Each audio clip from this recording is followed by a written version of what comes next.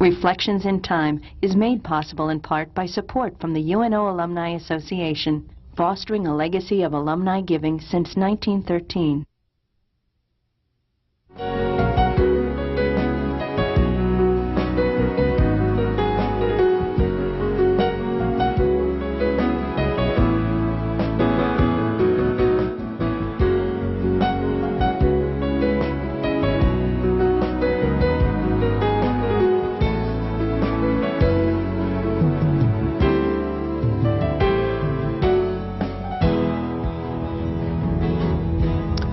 The interview series Reflections in Time was begun by the late Professor Paul Borghi more than 15 years ago.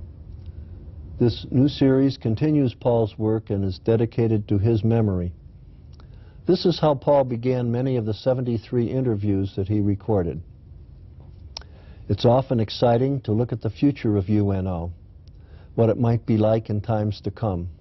Sometimes, though, it's important to stop and take a look at the past of the university, the people and the happenings that helped make the excitement of future history possible.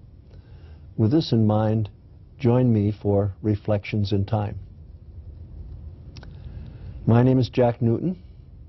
I'm retired now, but I'm still active as a professor emeritus. I've been on the faculty of UN Omaha since 1960. I served for 20 years as Dean of the College of Arts and Sciences. And I worked closely with Paul Borghi in the development of his original interview series and can think of no more fitting tribute to him than to continue this work. So it's a warm afternoon in February, the year's 2000, and we're here in the studios of KYNE at University of Nebraska at Omaha, and I have as my guest today Connie Claussen, who for years has been involved with physical education and with women's athletics. Connie, it's a pleasure to have you with us here this afternoon. Thanks for having me, Jack. Yeah, my pleasure. You've been around here almost as long as I have, which is quite a few years, and you're very well known because of your active role in the university, very well known in the city of Omaha. But I keep thinking that people may be looking at a tape of us, of this interview 25 years from now, when I certainly will be forgotten and you won't be as well known as you are today. So let's begin by talking a little bit about how all this got started. You come from Omaha? I was born and raised in Omaha, went to Rose Hill grade school, went to Benson High School, was a Benson Bunny, and then from there I went to what was then Omaha University. And after Omaha University, I taught 1 year. I majored in physical education. I taught 1 year and went to California, taught at a junior high in California. And then the late Kay Shockey, who was head of the physical education department at Omaha University, called me and asked if I would come there for a graduate assistantship at Adams State College in Alamosa, Colorado, which I did. And from there, I got my master's. Made one phone call to Dean Gorman, who was Dean of the College of Education, and he hired me to teach in the physical education department at Omaha University in 1963. Well, what got you interested in physical education to begin with, Connie? Well, I always enjoyed, you know, back then I was what you would be called a tomboy. Now you don't hear that word so much, but I enjoyed sports. Were there women's sports at Benson? No, you had summer sports. Omaha Softball Association had softball. AAU had some basketball. So it had nothing to do with the high school or nothing to do with Omaha University. It was amateur organizations outside of education.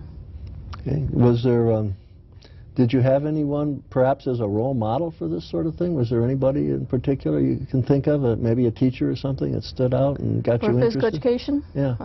When I was in at Rose Hill grade school, Marcia Abbott was a phys ed teacher. Yeah. So she was my idol.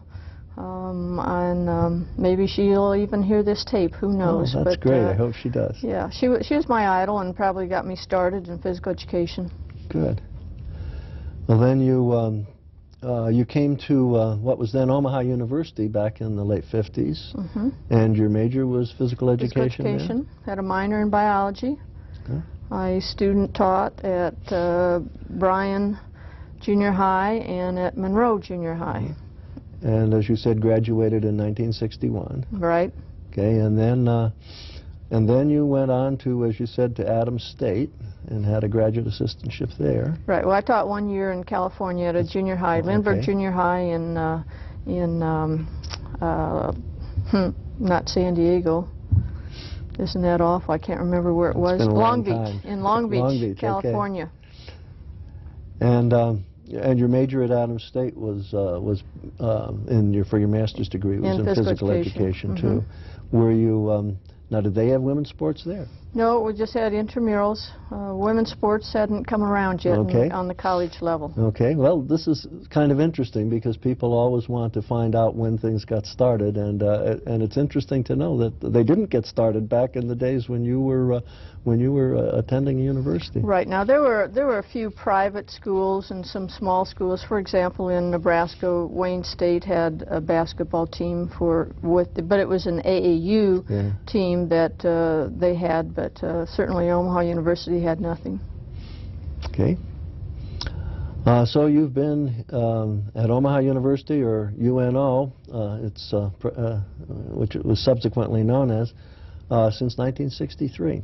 Correct. What was Omaha University like back in 1963? Well, you knew just about all of the faculty and the staff because there weren't very many buildings. You had the administration building, which is now the Arts and Science building, and you had the Mabel L Student Center was built during the time I was here, but the cafeteria for the university was in the what is now the Arts and Science building. Physical education was in a Quonset hut, which was a temporary tin building that stayed there forever and ever until they tore it down to put the parking garage there. But, you know, it was a small campus. Everyone knew everybody because you were all in the same place. You didn't have the different buildings that are now on campus, and you kind of get stuck in your own little area. You're mentioning the Quonset huts reminds me. It seems to me that once upon a time you had a title, Queen of the Quonsets. Yes, Jack Payne called me Queen of the Quonset huts. Yes, that was the title he gave me. Tell me what the Quonset huts were like. Well, they were a tin building. They looked like maybe a small airplane hangar. They were half of a circle Those shape. of us who lived through World War II remember them very well, but the younger generation might not. Right. You cut half of a circle, and that's what a Quonset hut was like. And tin on the top, so when it rained or if there was hail, you had to stop teaching because it was so noisy you couldn't do anything. And they were well heated and ventilated, I'm sure. Yeah, we had a heater up in the corner that put the heat into the gymnasium, but it made lots of noise when you turned it on so that you could get some heat. The air conditioning was probably just the air coming in through the building. And those lasted a long time. Lasted a long time. Showers were pathetic. The locker rooms were little tiny baskets. High school facilities were much, much better than what we had in the Quonset hut. And then what was the turning point? When did we get started in what we might really think of as women's athletics? Well, in 1969.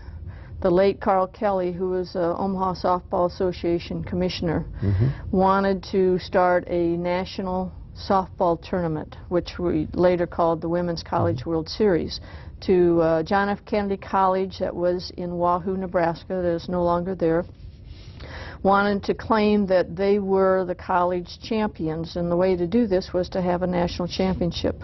So Carl asked if I would, if let's see, we were UNO then, we just turned to be UNO, if we would be the host of this tournament. So I said yes, and so I helped get it sanctioned by the Commission on the Status of Women so that the other colleges could come. And I thought if we were going to be the host of this national championship, that we probably needed to have a team. That's a good idea. Yeah, and since I was fortunate and played summer softball with the Omaha Royals, the late Jack McCauley was my coach, I knew something about softball, and I thought I could, you know, maybe coach a little bit. Plus, I knew the ones I played with during the summer that were going out to UNO, so we got a team together. I think we practiced once or twice. Played in the national tournament. We went 0-2. But then the next year we had a softball team, and that was the beginning of softball. That was the beginning of athletics at UNO. And I did ask Paul Kennedy if we could do this, because he was dean of the College of Education and a longtime professor in secondary education. Correct, as well. professor that I had when I was going to school, who I admired a great deal. So he said, you know, if I could find the money somewhere to start a program to go ahead, that I had his blessings. And so we got some money from Women's Recreation Association. We used the equipment from the physical education program. And then the athletes, we went to the bookstore and we bought sweatshirt and shorts, and that was our uniform. Bought some black electrician's tape and taped on numbers. So that was pretty much how we started. Numbers made out of electrician's tape. Right. That's interesting. Well, you mentioned early on that that even when you were in high school, you participated in not in the high school league itself, but outside of that in summer softball. So you've been interested in that sport for a long time. And actually, when I was a senior, my brother got up a senior in high school. My brother got up a softball team, which was made up of a lot of the UNO females, and he got that because he knew I wanted to play softball. So I played on that team for the first year, and then my 4 years in college I played with Jack McCauley and the Omaha Royals. So that was how I got started playing softball. So we can date women's athletics back to that first softball team. 1969, spring of 1969, when we went 0-2. Now, how long did it take to bring in other sports? Well, like I said, in 70 we started softball. And then in 71, we started volleyball and basketball. And we still didn't have a budget. We all volunteered. And who coached all these teams, Connie? Well, I coached them. Sonia Green, who was then also in the women's physical. We were still women's physical education and men's physical education. Men's physical education was housed in the field house. We were in the Quonset hut. So Sonia, I had hired Sonia to teach in the physical education program, because after my second year here I became chair of the women's physical education department. Oh, good. We forgot to mention that. Right. Very important. Because I was here teaching physical education. Dean Gorman said, when I called him up and said, you know, do you have an opening? He said yes. So I always tell everyone that I got a job and didn't even have to have an interview. You know, that doesn't happen anymore. Back in '63. So Sonia volunteered, I volunteered. Some of the friends that I had met or played with in softball that I knew something about sports volunteered their time. You know, it was all volunteers, no money. We didn't make very many trips. We probably went to Fremont and Lincoln. That was probably the distance, and then we'd get a hamburger. The kids pretty much had to pay their own way. So you coach softball? And for a while, coach basketball? A short time, and volleyball. Volleyball? And if I remember, you even coached bowling. We had a bowling team that was through the student center. So that was funded through the student center. So that was probably one of our best funded sports. I remember those bowling alleys in the student center. Right. Wasn't there a professional team in Omaha or something once, and we got the alleys from them? And right. I remember teaching bowling there. We had the 4 alleys there. Yeah, it was kind of fun to teach bowling. I enjoyed that. Yeah. Well, back then in the early days, let's say when you first got that softball series going and got us a team, did you ever think you'd see the day when women's sports would actually draw crowds the way they're doing today in basketball and volleyball? No, thank goodness for television. That's what has helped, like the Tennessee Volunteers with Pat Head Summit as a coach, and Louisiana, and the big name schools. Certainly Iowa State now is drawing big crowds. We're up to where, you know, we average probably about 1,000, and when we first started, excuse me, well, when we first started, we had a hard time even getting in the field house to use the facilities. You know, it wasn't really easy for the women. And is there a little competition for practice space? I suppose mainly practice hours. Everybody wanted. Right. See, first, to start with, we tried to play volleyball in the Quonset hut. Now, that's pretty difficult when the ceiling was pretty low. You pretty much had to set the ball in the center, otherwise it would bounce off the ceiling, and we just learned to play that if it hit the ceiling, you played it. And eventually we were able to go into the field house, and we could practice at night and on weekends. Our shower room, I always told everyone our shower room was a corner, no, our locker room was a corner of a shower room that women's physical education had, and so we taped up the shower heads so nobody would turn those showers on because they'd get the water in the lockers that we had in this little corner. That was our shower room, locker room, until the 1980s when, thank goodness, through all the hard work of Dick Flynn, who was at that time director of the Health, Physical Education and Recreation, got the Hyper building built, and when that was built in 1980, that meant that we could get out, the women could get out of the Quonset huts and move into the field house. And then we got our own locker rooms. We eventually got our own weight room. We had a training room before that, before the 1980s. The original training room was down in the men's locker room. So for the women to use the men's to use the training room, which is where you go if you've got some injuries or to get taped up, they had to put these screens like you have in a hospital so that, you know, it would block off the men's locker room so the women could get into the training room. So Wayne Wagner was the trainer at that time, and I always told Wayne that when we got the new training room, he needed to put a sign above the door that said, "Thank God for Title IX," because that's why we got that. That is interesting. So we came from nowhere. We had one set of uniforms, thanks to the Alumni Association. In '72, they bought us one set. It was red.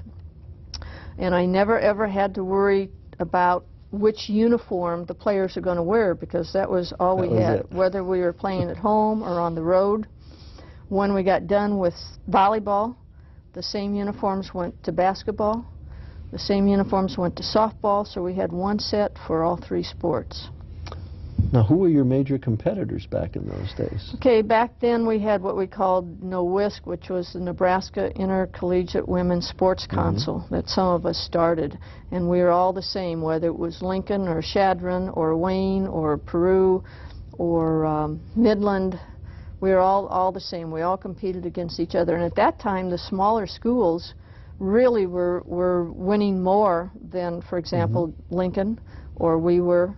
And then eventually when you started getting more money, and in 1975 it became legal for us to give scholarships for the women. Up to that time it was not legal.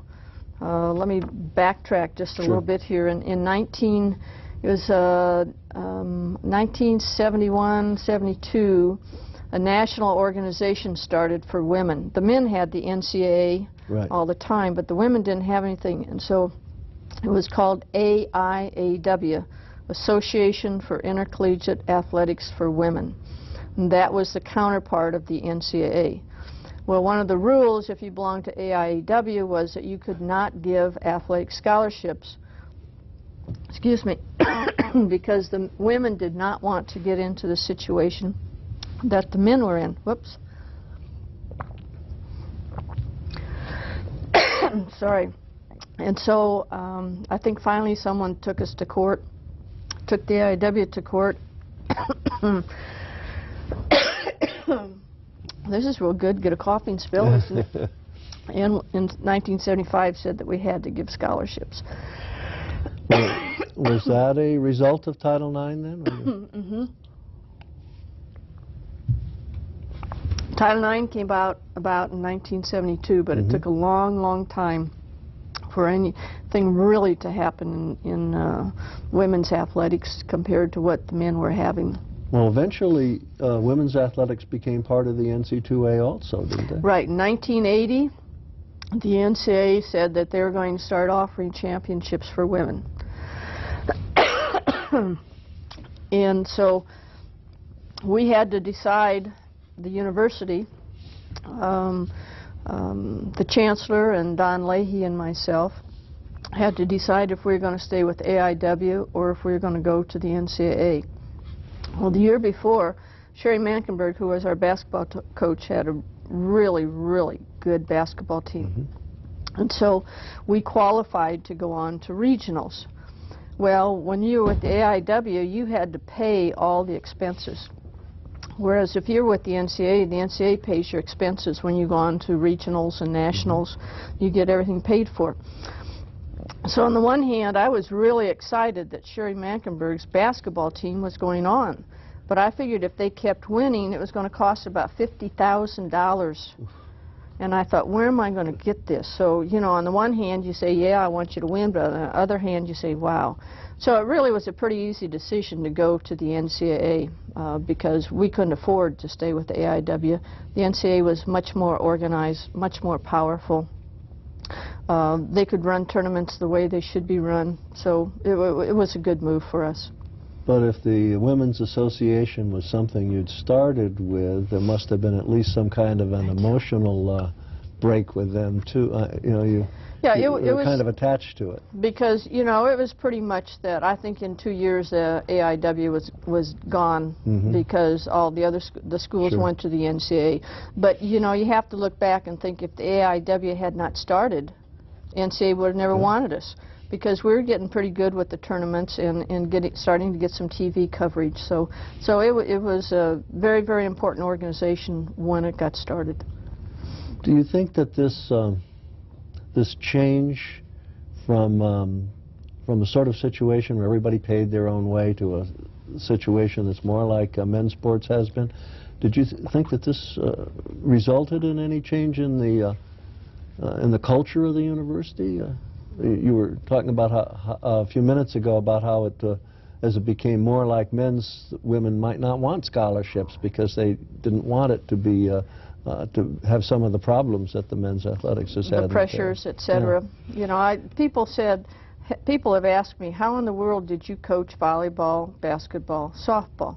Well, it was pretty simple because back then, for example, volleyball season might be September, October, November. 2 or 3 months, and then that was it. Now you have volleyball season that starts in August.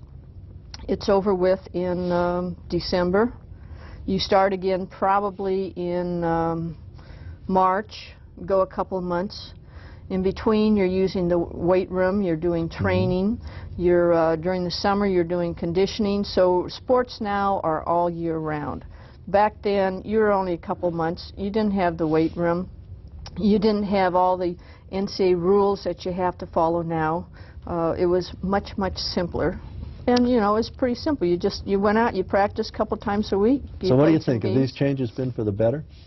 Oh, I think so. I think so. You're getting much more skilled female athletes now.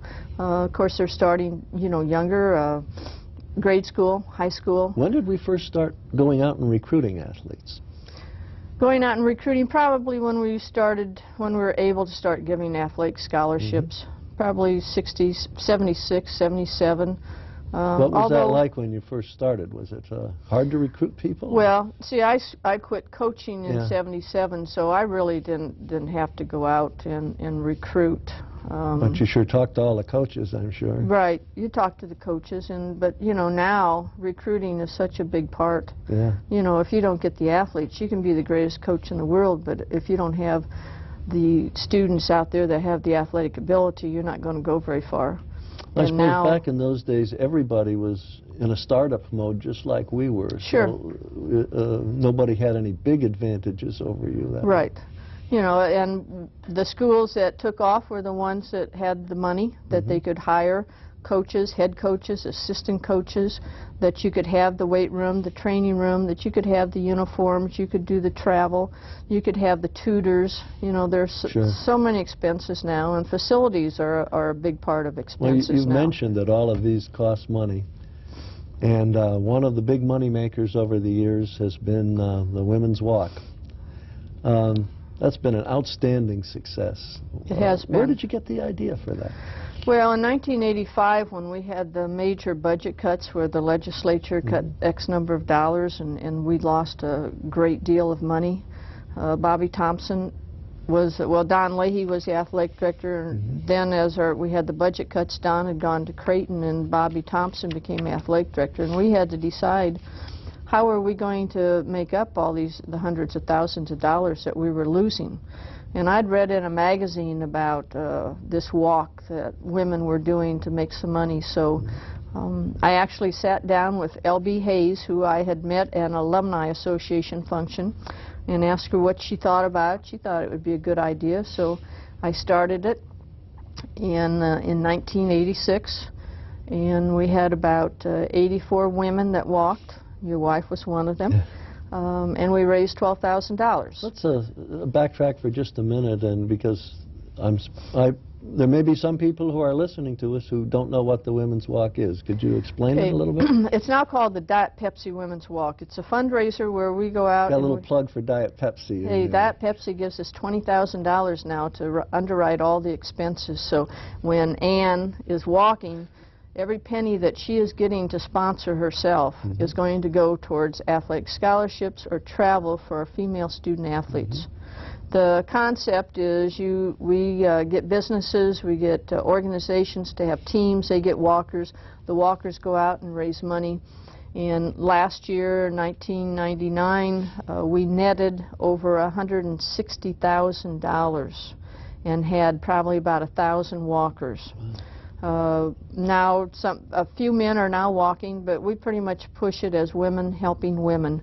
And it's and Dick Flynn organized the male cheerleaders, I remember. Right, and Dick Flynn headed up the cheerleaders, the male cheerleaders, which the women always enjoy having the male cheerleaders there, and the male cheerleaders help us a lot with serving in the breakfast and doing the cheers. And little breakfast, fruit and donuts and things like that afterwards, and I remember helping to serve those. That's right, yeah. So it's become a fun event. It's a major event, lots of time. 1998, we called it the $1 million Diet Pepsi Women's Walk because we hit $1 million in. And well, it sounds like we owe a big debt of thanks to Diet Pepsi. Actually, when we were doing the Women's College World Series back in the early 70s, at that time there really weren't businesses, corporations that were really interested in helping women's athletics. Buzz Stibbs, who was then the manager at Pepsi-Cola, called me up and said, how can we help? I about fell off the floor. Because that just didn't happen with women's athletics. So, you know, Pepsi really has a special place in my heart because they were the first ones to step up and say, what can we do? And they've continued to do it since the early 70s. And we've had many other sponsors. Well, I guess they deserve the plug we're giving them. Right, right. We've had many other sponsors because, as you know, athletics now is big business, and you've got to have the corporations and the sponsorship, and you've got to sell the tickets to go on and continue to get better. A couple of years ago, we changed things a little bit. We went into Division I athletics for the men, anyhow, and we with our hockey team. We did. What's hockey meant to the women's program? Hockey has meant a great deal to the men and women's program. I can remember when Don Leahy came back to become athletic director again for a couple of years. Del Weber's, I think that was 1995. Don was athletic director for several years here, and then he went to Creighton for a while, and then he retired for a while, and then finally he came back here. And Del Weber talked him into coming back for 2 years, and I believe that was 1995. And Del asked him if he would study the feasibility of a hockey program, Division I hockey program, and if it was feasible, to get it going, to start working on some renovation of the field house, and I believe there was one other charge, but those were two major charges. And thanks to Don Leahy, he also then at that time hired Bob Dannenhauer, who is now our current athletic director, to help out. Thanks to the committee that Don Leahy put together, they raised the money where they could start Division I hockey. Don, Bob, and I always talk about our trip to Fargo, North Dakota, because it was the first year that Don was back, first year for Bob Dannenhauer, and it was September, and we were going up to Fargo, North Dakota. That's a long ride.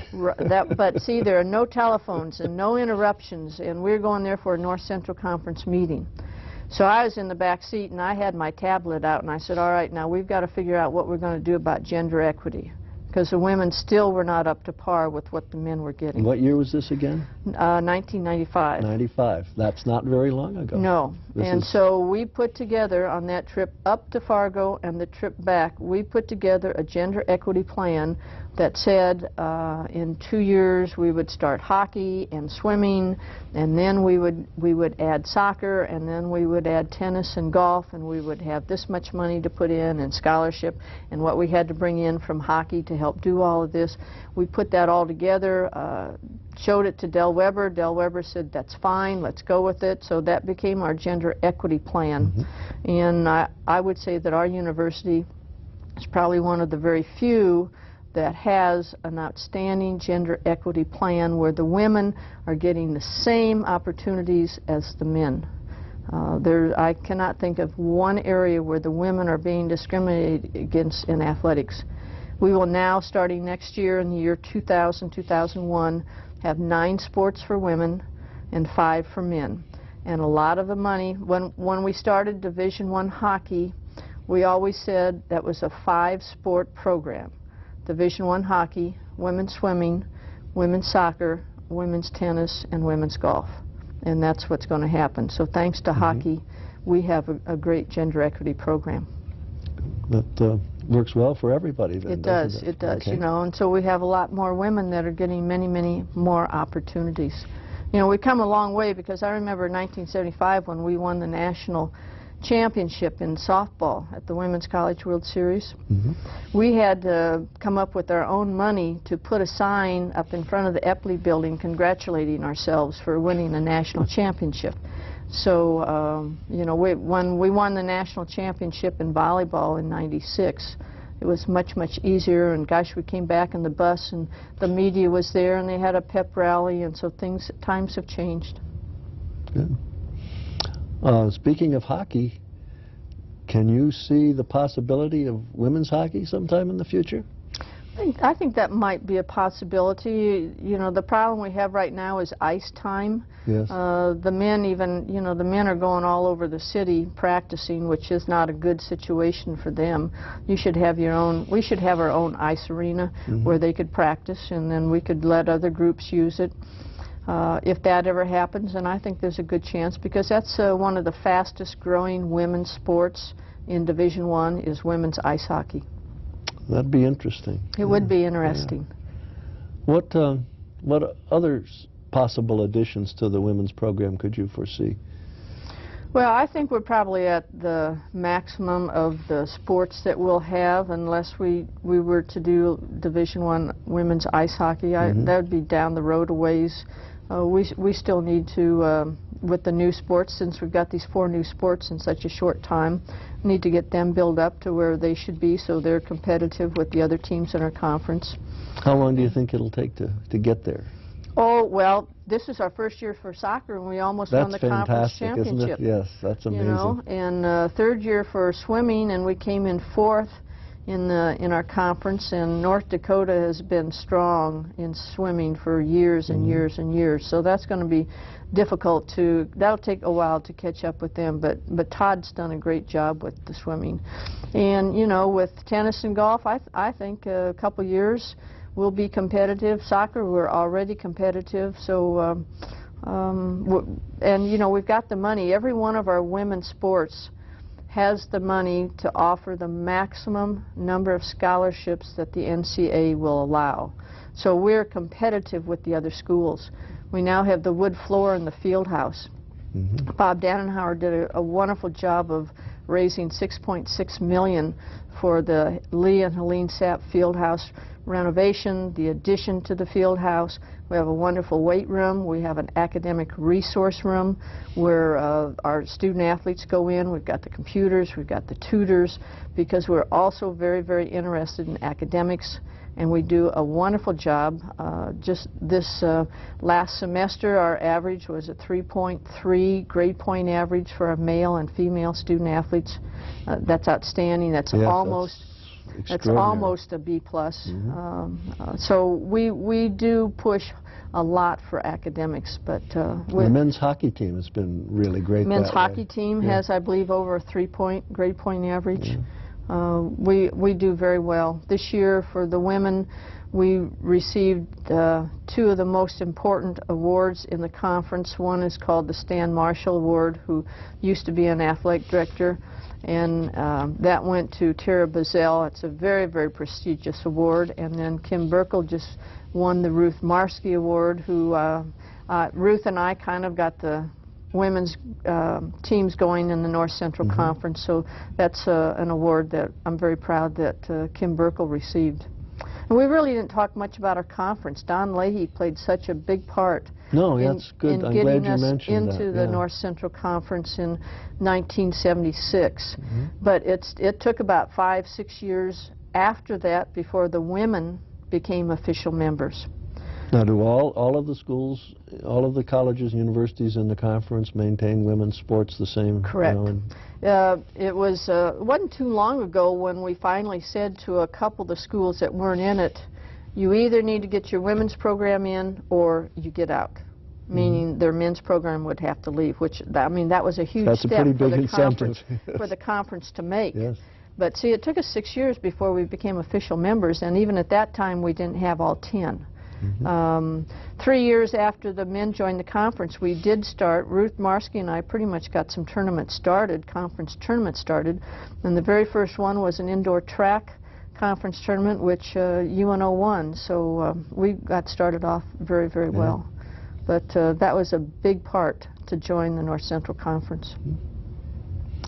You mentioned that back in the early days, which weren't that long ago, really, that everybody was starting out on an equal footing, the smaller schools and UNO and University of Nebraska-Lincoln. And UNL, University of Nebraska-Lincoln's been an athletic powerhouse in men's sports for a while now, particularly football. We all know about that. Is there any, how do those programs work together? Is there any relationship at all between the Omaha programs and the Lincoln programs these days? No, not really. I mean, we certainly can pick up the phone and talk to Barb Hebner, who is like the counterpart of what I was or what Sherry Mankenberg is now, or Bob Dannenhauer can call up Bill Byrne. We certainly are on that type of relationship where we can call up and say, hey, you know, how is this happening and how do you do this or what are you doing? Give us some ideas on how you do with ticket sales. You know, when we got into hockey, that was a big thing. So we got a lot of suggestions from Lincoln on what's the best way to handle some of that.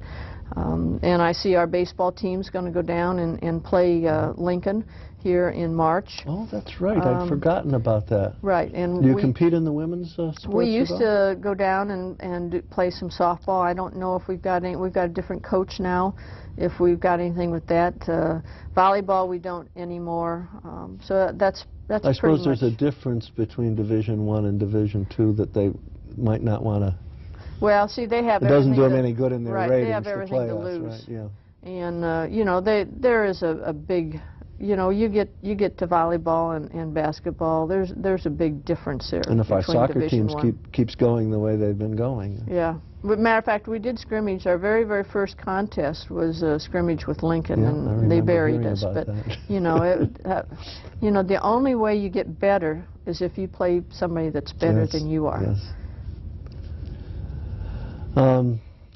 I noticed that you've been, I remember reading in your, in the information you gave me about yourself, that you've been active from time to time in the NCAA activities on their executive committee. And can you tell us something about your involvement with NC2A? Sure. We got started around 1980, 81, and then they asked me if I would be on the softball, NCAA softball committee. And at that time, it was just one committee, had 6 people from Division I schools, 3 from Division II schools, and 3 from Division III schools. And then we met as a group, and we pretty much set up what the tournament was going to be like, how many people could come, some of the rules, although, I mean, we really used the Amateur Softball Association rules, but if we needed to make a few changes, such as for maybe if we thought they should wear helmets for safety, then we could do that. So it really is and still is, those are the sports committees that really control the sports. They're the ones that decide which teams go on to regionals and on to nationals. Very, very important. And then from there, I was asked to be on the NCAA Executive Committee, which was in charge of all the budgets. And that was, again, I can't remember the exact numbers, but something like 6 Division I people, 3 Division II, and 3 Division III. Your Division I always had the same number of votes as all of your Division II and III put together. I also, at that time, Walter Byers was retiring, and they hadn't. Well, Walter Byers was the very, very first executive director, the one and only of the NCAA. So they didn't have, you know, any history, any background on hiring an executive director. So I also was on the search committee for the NCAA executive director, which took a lot of time, but you know, it was a terrific learning experience.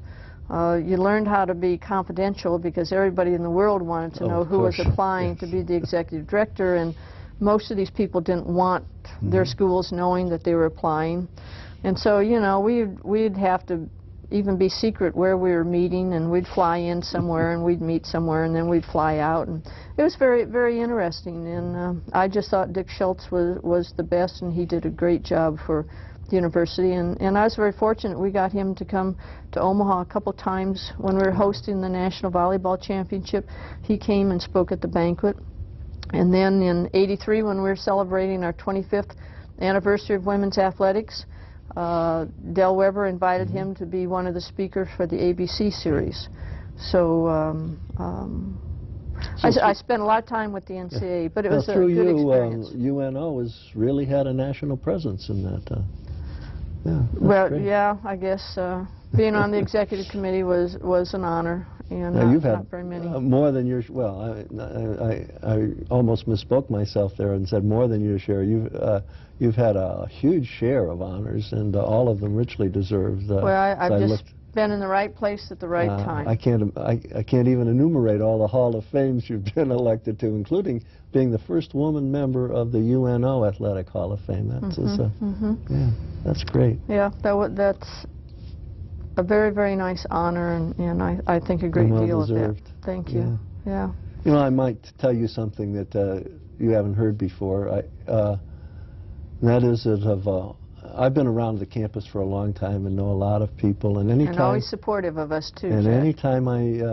anytime I mention you, I have or hear you mentioned by anyone, I've never heard anybody say a negative word. And that's unusual on a college campus.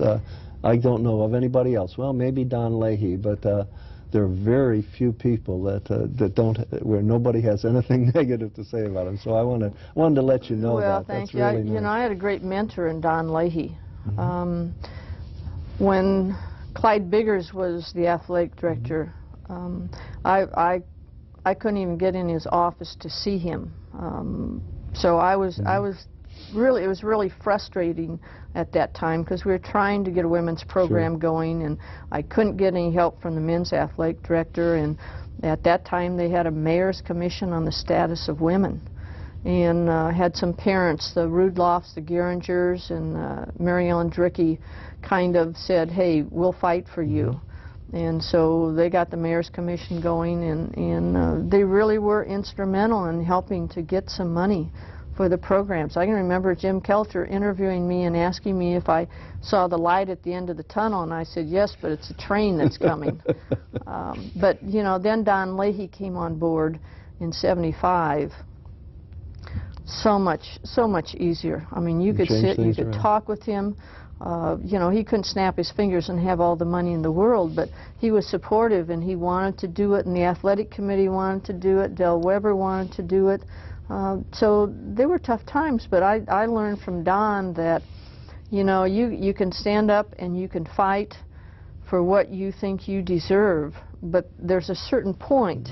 You know, you don't say, Don Leahy, I need this money now and I want it, and I don't care what you do, how you get it, I want it. That's not the way you get money. And I think that probably one of the proudest things I am with the athletic program is that the women's program has come a long ways, but we have never, ever done it at the expense of the men's program. Many institutions to do gender equity have dropped men's sports, or they have put a cap where you can only have so many athletes on a team. We have done none of that. We have, if anything, we've helped the men's program because of getting money, for example, the training room. The men's program didn't have a good training room either. So I think I'm very proud that Don Leahy and I were able to work that out and to get those dollars. And thanks to the legislature and the Board of Regents and the chancellors. You know, we've mentioned in the past few minutes a number of names of people that you've worked with. Let's dwell on that for a moment and talk about memorable people. And you came here way back in Milo Bale's days. Right. Do you remember him? Oh, you might start with him. Sure, I will start with him. Okay. Probably the one thing, you know, Milo Bale would always have faculty meetings at the beginning of the school year. He was a stickler. He was tough. That's right. But I remember one thing that he said, and it really helped me throughout my years. He said, if you really want to meet with someone, don't say, sometime let's get together and do that. You get out your calendar and you set up a date and a time and a place right then and there. And I do that. So, Jack, if I ever say to you, let's meet sometime, and that means I don't really care about meeting with you. But that really was very important because I was able to pin down people, set up meetings, meet with them, and if you want to get something done, don't say sometime. How about other people now? Paul Kennedy. Certainly when I was a student, I enjoyed him as a professor, but then when he helped me, you know, he was supportive of us starting a women's athletic program, and I don't think that the higher-ups were that supportive, and so I think he was sticking his neck out a little bit. The one thing I learned from Paul Kennedy is Paul was always good about sending notes. He called them his ego boosters, you know, saying congratulations, and I learned that from him. So whenever I'd see an article in the paper on someone I knew, or maybe even someone I didn't know, I would cut it out and I'd send it to him saying congratulations, or if somebody did something, I'd send notes to say thank you. Those are very, very important parts. And, you know, I already mentioned Sonia Green helping me volunteer. Bev Sanders, one of the volunteers who has been our one and only equipment manager now. Certainly on campus, Dave Castelo and Don Skane. Excuse me. We're on my Lady Mav board, which I started in 1980, and they really helped me with getting businesses involved with special nights, the Hy-Vee nights, the Cox Cable nights, the Arby's nights, whatever. They just believed that if you put together a package and you went out and you ask them that if you've done it right, that you're going to get success, and so they really helped me there. I don't mean to interrupt, but you just used a word that reminded me of a question I wanted to ask. Sure. You talked about the Lady Mav board. We've used the women athletes have had a lot of names over the years, going back to Indians or something, I think. Could you? Indianettes. Indianettes, yes. Yeah, we first were the Indianettes because the men were the Indians. Yes. That was before we changed. And then when we became the Mavericks, we were the Maverettes. Maverettes. And then we became Mavericks. And then we became Lady Mavs. And then a couple years ago, we've become Mavericks. We just have one Just logo. one term for both. We did have our own Lady Mav head logo that a former student designed for us, Helen Keiderling Wardian. But now it's much simpler, having one name, one logo, because whenever you're trying to do something together, you know, which logo do you use? You put both logos on, so it's much simpler. I didn't mean still to call interrupt it, you no, thinking about people, but that was a question I wanted to ask you, and I'd forgotten it. I still call it the Lady Mav Board. It's now the Maverick Women's Executive Board, but that was started in 1980. Jerry Sanders was a charter member of that and is still on that board. And that was a board that gave me some guidance and some suggestions, and certainly helped with some fundraising. Talking about memorable people, how about student athletes? Do you have any ones that you can think of in particular? I know there are so many, you hate to miss any, but people who've gone on to do especially successful things or have visible careers. Well, I think that when we first started, you know, the athletes that didn't really get anything, they just got to be able to practice and compete and put out their own money. But Mickey Geringer has certainly stayed involved with our program. Cindy Rudloff, her daughter is now going to be playing volleyball for us next year. Great? So this is the first mother-daughter combination that we've had in our program. So the Rudloffs, the Geringers, Kathy Drickey. I can remember when we were winning in the championship game of the Women's College World Series in '75, I had to put Pat Linson, who is just a freshman, in to pitch to win that national championship. That was a lot of pressure on her as a freshman. But, you know, the Nish Yokums, who's now has a nice job in Florida. Linda Masseur, who is a track All-American, is a doctor in Franklin, Nebraska. We certainly have a lot that are teachers. A lot of them have, you know, the thing that was fun in 1983 when we had our 25th anniversary, we had a picnic in the field house. What was fun was to see all these moms with their kids and the kids running around. And, you know, now they're growing up and now we're recruiting, trying to recruit some of them. So, gosh, there are so many athletes that, you know, it's hard to pick one or two or three or four. There are just so many that have had so many. Sue Stone Mahaffey was one of those that even before '69 we played maybe one or two games and went to Midland, so I never really considered that. But that was, you know, when she got that opportunity. But see, there are many women that didn't have those opportunities that now have them. Now, if I can ask you to, we're getting towards the end of this interview here. I wonder if I could ask you what some of the greatest achievements of all the many things you've done here. What are you, what stands out in your memory? What are you proudest of the many things that you've done here? Well, I think probably starting the Women's Athletic Program. Of course, you'd never do that by yourself. You know, there are so many people that volunteered and helped do that. Winning the national championship in softball in 1975, that was a wonderful experience. Again, winning the national volleyball championship in 1996 with Rose Shires and Karen Pravandra got that national championship for us. I think, as I mentioned before, not taking anything away from the men's program to get our program to where it is, where we have 9 women's sports. And I guess I just look at all the opportunities now that the females are getting at UNO if they want to participate in athletics, and the scholarship dollars that they're getting, that we're helping them get an education. And that really makes a difference, I suppose, in some student's life to have those scholarships. It does. You know, in '75, the scholarship was $100. You know, now some of them, a few of them are on full rides, but most of them maybe it's a half a ride because you want to spread them out so that everyone, and you have a few walk-ons, but it does help. Have the residence halls that we now have on campus made a difference? I meant to mention that when I was talking about the renovation of the field house and the wood floor. The residence halls have made a huge difference. There are many times when we couldn't even get a female athlete to come to campus because mother did not want her coming to the big bad city and then living off campus. So they wouldn't even come to look to see what we had to offer, because we would set up apartments with the student athletes. They didn't have to go out and get their own. We would find them for them. But that's helped just immensely. No, it has made a difference, even in the short time we've had them. Oh, yeah. Big difference. That's great. Big difference.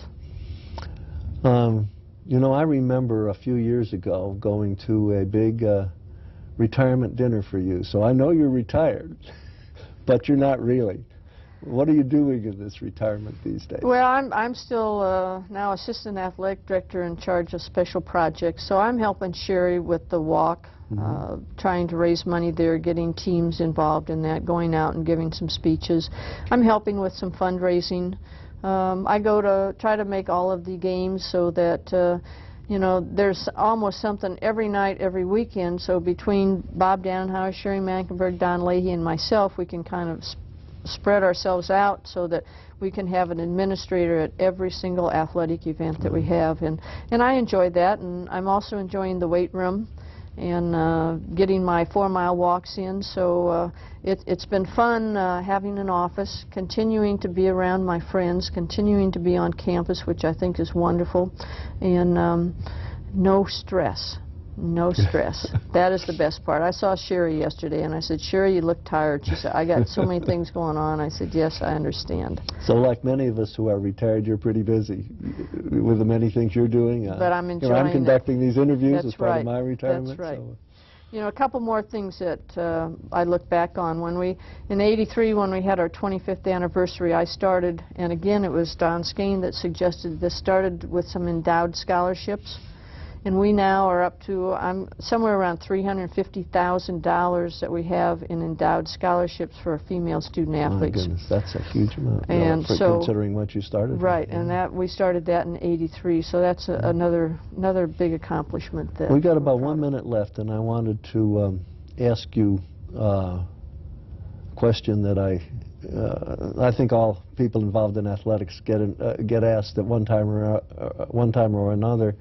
And that is, can you remember any particularly memorable games, contests that you've viewed over the years? What stands out in your memory along those lines? Well, of course, the national championships. I can remember in basketball, Sherry, we're going to regionals, we're playing in our own field house, and losing by 1 point with the basket going in as the buzzer goes off. You know, those are the heartbreakers where you just, you know, you've got it won, and then all of a sudden it's gone. Probably, maybe our very first volleyball match. You know, it wasn't very pretty, but at least it was the start of volleyball. There are lots of them, but those are probably the top ones. A lot of good memories, yes. Well, I think we're pretty close to the end of our discussion here this afternoon. And I want to thank you very much, Connie. This has been fun talking with you and reminiscing about old times. I'm so happy that you're taking this up and doing it in memory of Paul Borghi. Yeah. I thought a great deal of Paul Borghi. He was a special person. He was. Thank you. Thank you. And to our audience, thank you again for joining us today in a visit today with Connie Claussen, a longtime Associate Athletic Director at UNO and promoter of women's athletics. And though officially she's now retired, she's still very heavily involved with many special projects in the realm of athletics. So, Connie, we've been taking a look at some of the history of UN Omaha, as seen through the eyes of the history makers, and you're certainly one of them. And so I say to our audience, this is Jack Newton inviting you to join us again in the series we call Reflections in Time. Reflections in Time is made possible in part by support from the UNO Alumni Association, fostering a legacy of alumni giving since 1913.